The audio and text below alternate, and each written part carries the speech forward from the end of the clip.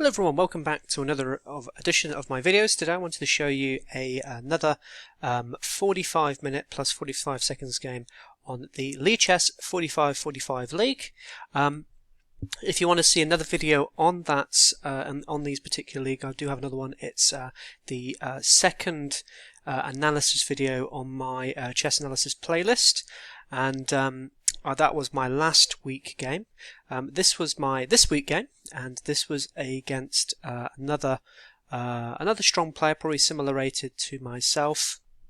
And yeah, it was certainly a very weird game. I thought I was being quite smart and preparing against my opponent's potential opening. In actual fact, I found myself getting into a little bit of trouble later in the position. So I knew before the game my opponent was going to play a London system. Pretty much every game that I could find, the Blitz, classical, there was always a London system as white. So I thought I'll try and prepare a little bit against that. I've had some success with certain lines against the London, so I thought I would try it out in this particular game. So the opponent played d4, and I decided to open up with c5 straight away. Now I've used this line before in over the board chess, and it's a potential gamble, because if my opponent tries to just continue doing a London against me, I can actually get a nice position out of the opening.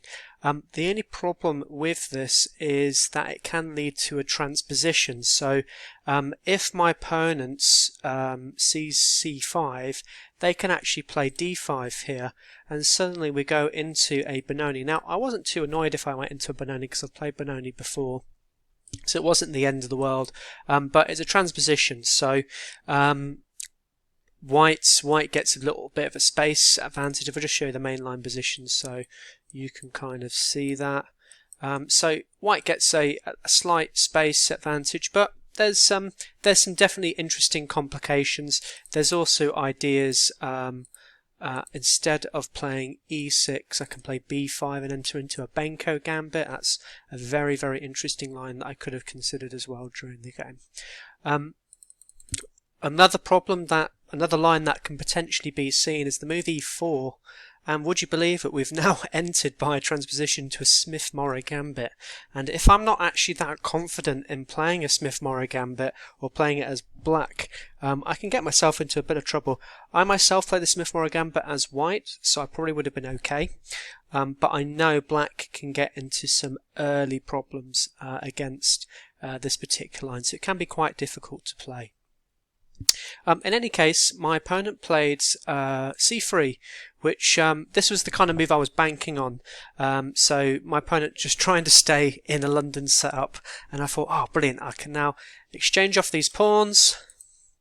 I'm doing all right here. I can now just set up normally.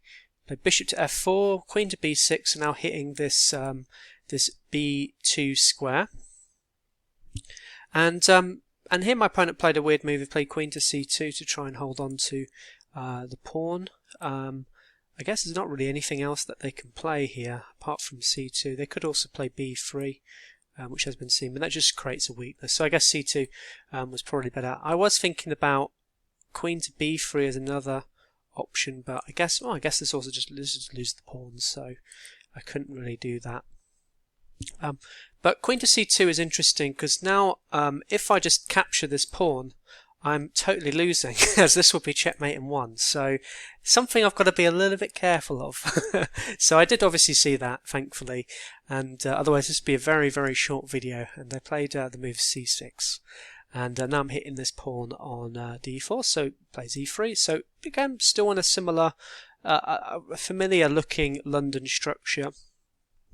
And yeah, I mean, I've got a comfortable position so far. I haven't committed my pawns at all, so my opponent doesn't know what sort of setup I'm going to be playing in this particular London. But really, against the London, White strangles, in my opinion anyway, White strangles all opportunity in the position. So I should just be happy with equality as black. And to be honest with you, I kind of went a little bit haywire at this point. I decided to play the move knight to d5. It's just not a great move. We're obviously taught not to move our pieces twice in the opening, and here I break that rule, which gets me into a little bit of problems now. So the biggest issue really with playing this move, I mean, it's not terrible. I'm hitting the bishop, so I'm creating a little bit of a threat, but it blocks my potential pawn going to d5, which allows the deployment of my light squared bishop. As we're seeing in this game, this light squared bishop becomes a bit of a hindrance for me. I'd like you to count how many moves it takes for this bishop to get out, because let me tell you, it takes quite a long time to get out into the position, as you should see. What I should have played here was just the move d5, going into more traditional type of setups. If we see the move knight to d2, I can actually still play bishop h5 here, trying to exchange off the bishops. After this, g6 to get the bishop to a nice square here. And yeah, I think I should have been much happier with this position. I'm doing absolutely fine here. I've got a nice bishop on this diagonal. I can look to try and create breaks on e5.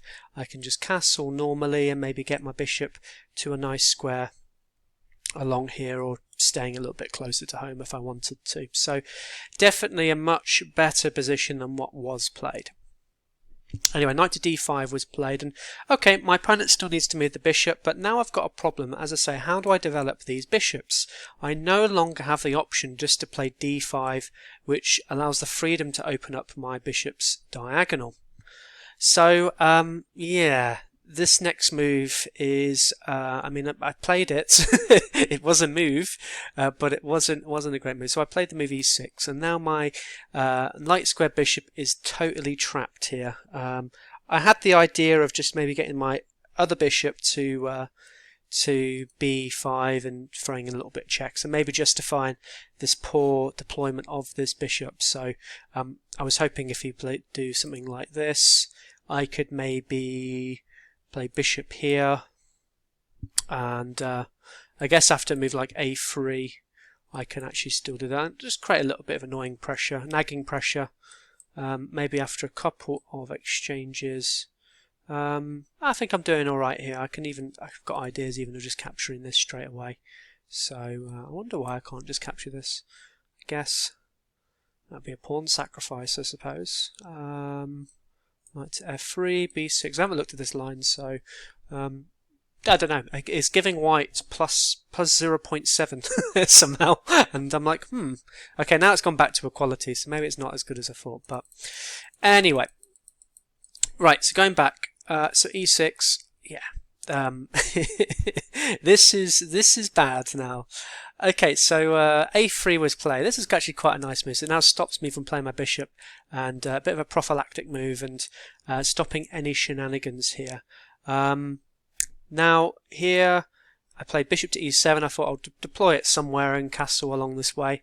And I played bishop to d3, and this is actually a mistake, a big mistake, as now I've got a very, very interesting tactic here, and I can't believe I missed it, because I was looking at the line and thought, no, it doesn't really work. But here it does work, and I mean, I was looking at a move, I should say I was looking at a move earlier, and I was looking, no, it won't work, going to that square.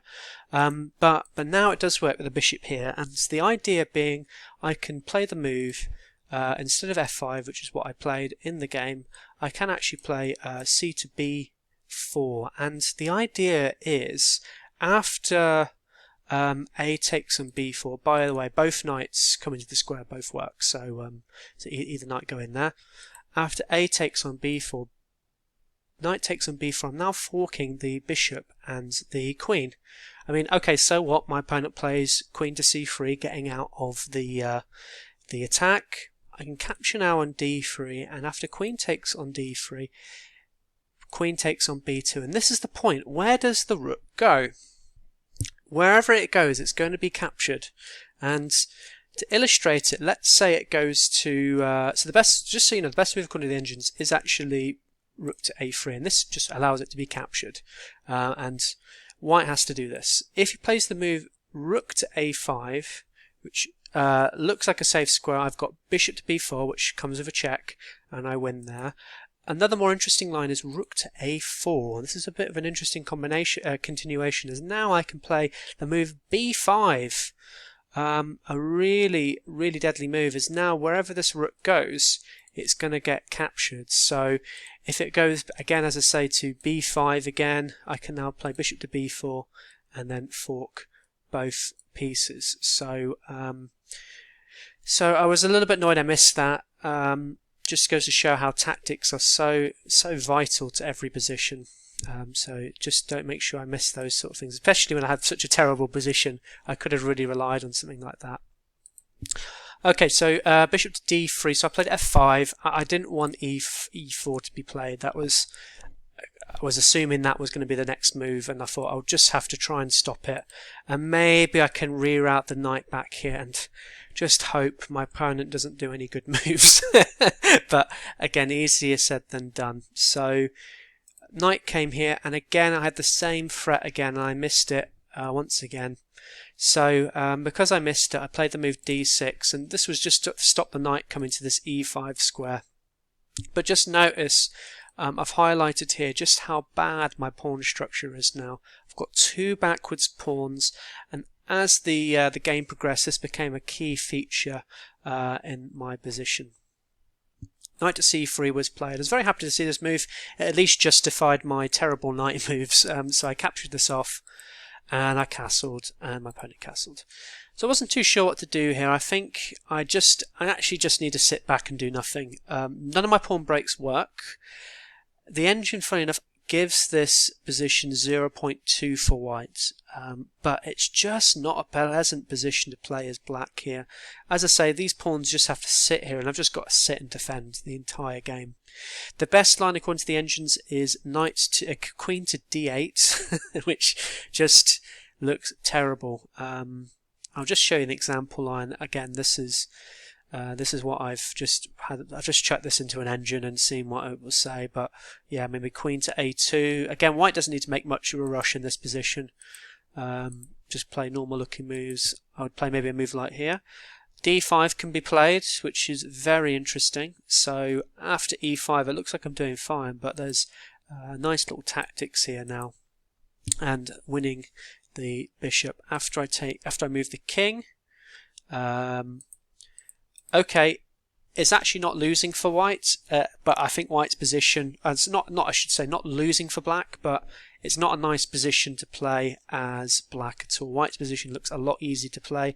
I've got the bishop pair, a lot more space. This knight, I'm not sure even what it's doing over here. It's just sort of sitting on the edge doing whatever it is.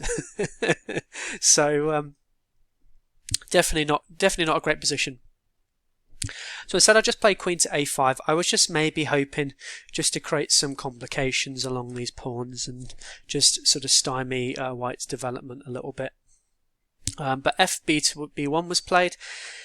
And again, I've got a little bit of a problem here with this rook coming to b5. So I didn't really like the idea of it coming there. If I played a move like b6, just so you, sorry, go back a second. I've just made a mistake. Sorry about that. If I play move b6 here now, this just allows rook to b5, and yeah, this is totally losing. I have no place to go with this queen. I've no longer got this escape square. So what I should have played here was just run back my queen to d8 and just accept a poor position. I ended up also playing queen to c7, slightly worse, as this just walks into a pin, and now this pawn break is very, very poor now. As I say, the only way I can kind of survive this position is if I can somehow exchange off all these pawns here and hope my cramped position is not so cramped that I can survive the endgame. But as I say, it's easier said than done. Bishop to c4 was played now, so just hitting this, but I guess this allows a little bit of counterplay for me. So I did think it was a bit of a weak move, so I can play knight to a5, just hitting the bishop. It ran back to a2, and I just put my king onto h8, just get it out the way.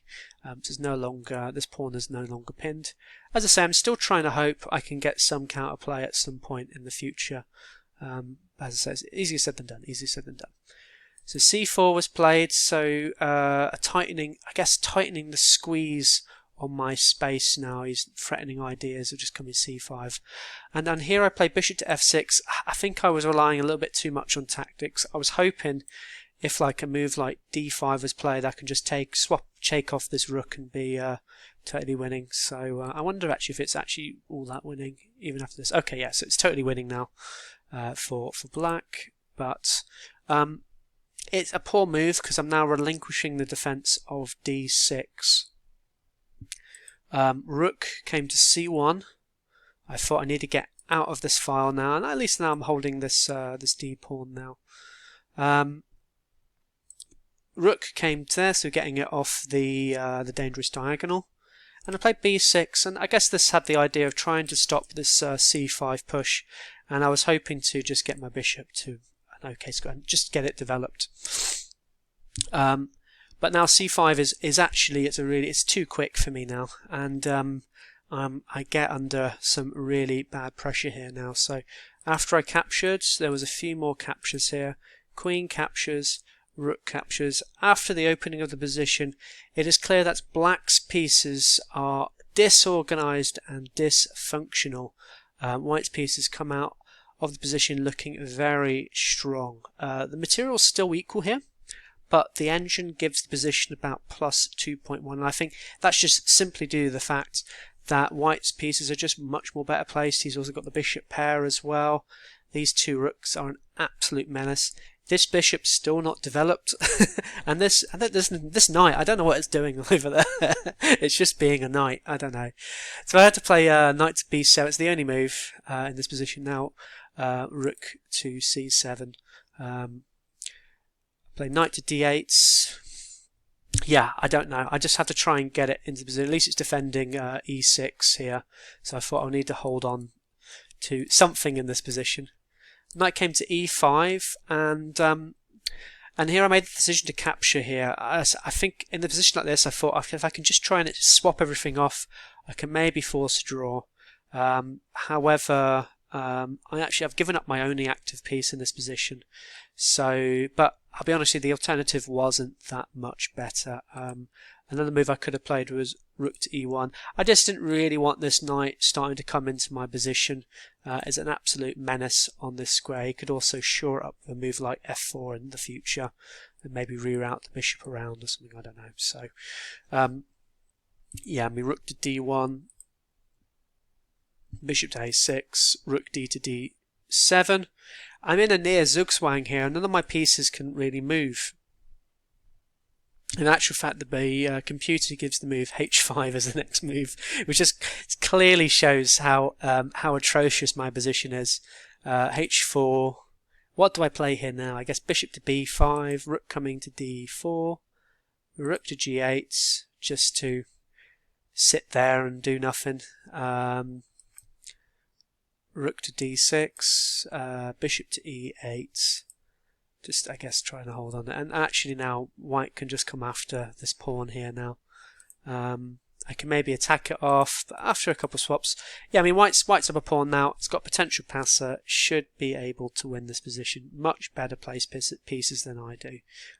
So, definitely a winning position for white. So anyway, I captured off. After knight k, I went to f7. I thought, okay, I get a little tempo on the queen, on the bishop, but the bishop just came back to b2. So keeping an eye on these beautiful diagonals. These two bishops are absolute monsters now to deal with. I played king to d8. I wonder if you can spot an even better move here. There isn't really anything. I can't move any of my pieces really. f3 was played. I just shuffled my pieces. I guess he wants to create a little escape square for the king to potentially come into the position, should it need to. Rook b to c1. Played king to f8. a4 was played. I played a5. Just to close down some of the space. There was a check. I moved my king across. And now these rooks start to infiltrate in my position. So here I noticed my opponent was getting quite low on time. I think They were down to the last 2 or 3 minutes. So okay, it was, you get 45 seconds per move, but even then, 45 seconds to try and calculate everything that's going on in the position, particularly where there's still a little bit of tactics going on, is a little bit tough. So I played the move knight to e5, and actually my opponent missed an absolutely winning tactic here in this position. They could just capture, they can just capture the knights, so the bishop on c8. After I take the rook off, take it with a check, and after this, take back the knight here. And okay, I'm down. It looks like they're down in exchange, but they've got a pawn for it. So yeah, it's these two bishops are much better than these two rooks, and there's up a pawn in material and still a very dominant position. So it gives it +7, so it should be totally winning. I think one idea will just be to try and round up this pawn, or we just take this other pawn, and it should be absolutely fine in this position. Okay, so I played rook to b8, and rook came to a7. I played knight back to f7, rook to c6. I played back to e5 again. I'm just trying to create some complications. I've got a totally losing position here, but as I say, my opponent was running low on time. I just thought I need to try and create some sort of complication. Opponent played rook to c7. This is now hitting the g7 square with a check. So I've got to play this move here, which is bishop to d7. And here my opponent played f4, and I thought after this move I was close to resigning. I thought, as soon as I move this knight, this bishop falls. So as I say, I was close to resigning and just being like, do you know what, this is totally lost for me. And I was looking at the knight moves and just going, all of them suck. I was thinking about trying to go over here and maybe there'll be some sort of back row stuff, but it just didn't work. So, and even after a move like this, rook here is now hitting the at the knight, so it just didn't work. So, thankfully, I found at least one move that doesn't lose totally, and I played the move knight to c6, just hitting the rook. Here they captured the bishop, I captured the rook, they captured the rook back, and I played rook b to d8. I thought I was really happy in this position. I thought I've actually managed to save this position now, and my opponent was down to just a minute, but they just had to play a safe move here. The threat being, if let's say they capture this pawn, which looks like a very appetizing move, I've got the move rook to d1. Coming back in the position, an ultimate swindle, as now after king to f2 I go rook to d2, forking these two. Fantastic stuff. So what happened in the position? Well, my opponent blundered here and played rook to b7, a big blunder, as now I have a winning tactic. And again, I don't blame my opponent. My opponent was down to like 10 seconds left and played the move, and I think time pressure makes a fool out of all of us in any position.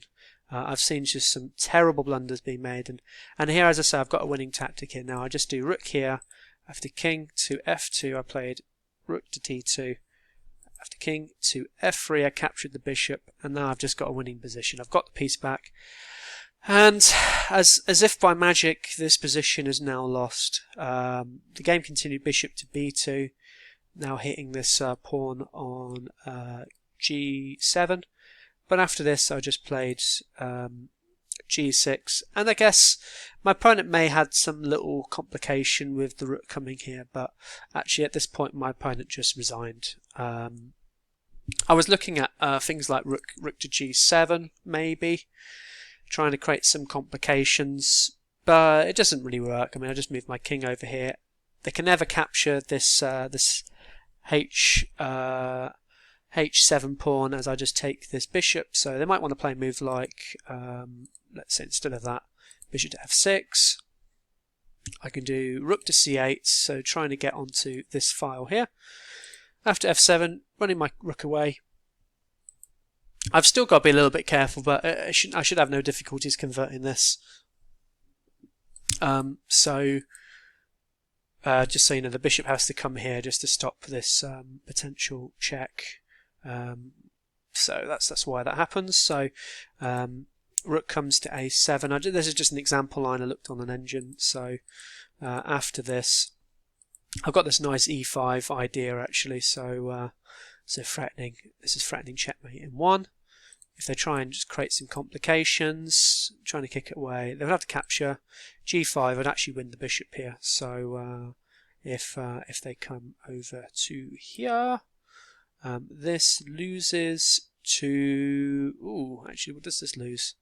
Can I not just play this? As soon as the king comes forward. Well, okay, I could do a move like G1. Let's see now, E4. G4. Okay, king to F4. Why is it saying that move? Why can't I move the bishop? Why can't I move the bishop away? Let's have a look. Okay, so that loses in 2 moves. So there we go. King comes forward. Rook to F2. That's a nice mate there. So that's why they can't move that bishop. So yeah, I felt sorry for my opponent because I've had positions like this before and I've just been totally winning, and just one mistake and my position falls apart. It's the way things go sometimes in chess. I like to think there's no luck in chess, but when I see games like this, I just think, boy, was I lucky in this game. So thank you for watching, guys. Hopefully have some more 45 games for you soon. But otherwise, I'll see you soon. Take care.